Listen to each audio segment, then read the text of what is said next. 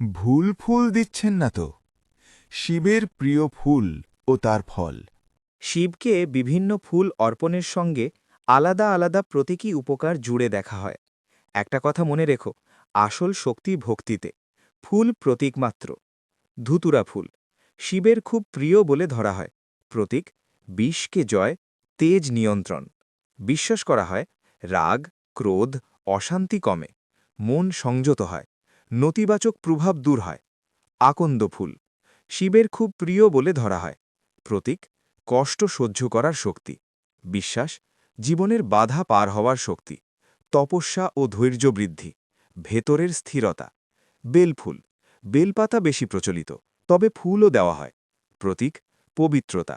বিশ্বাস মন শান্ত হয়, অশুভ শক্তি দূর, পূজার ফল দ্রুত মেলে। সাদা ফুল শ্বেত কনকচাপা বা শ্বেত অপরাজিতা ইত্যাদি। প্রতীক শান্তি ও শুদ্ধতা।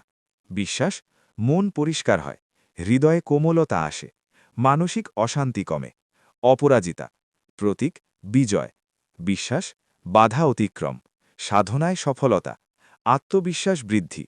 কোন ফুল এড়ানো হয়? অনেক মতে কেতকী ফুল বা কেওড়া ফুল শিব পূজায় ব্যবহার করা হয় না, এক পুরাণ কথার কারণে। ব্রহ্মার মিথ্যা সাক্ষ্য। সহজ ভাষায় সারাংশ: ধুতুরা মানে রাগ অশান্তি নিয়ন্ত্রণ, আকন্দ মানে কষ্ট সহ্য শক্তি, বেলফুল মানে পবিত্রতা ও শান্তি, সাদা ফুল মানে মানসিক প্রশান্তি, অপরাজিতা মানে বাধায় জয়। সবশেষে ফুলের সৌন্দর্য নয়, হৃদয়ের সৌন্দর্যই শিবের কাছে আসল।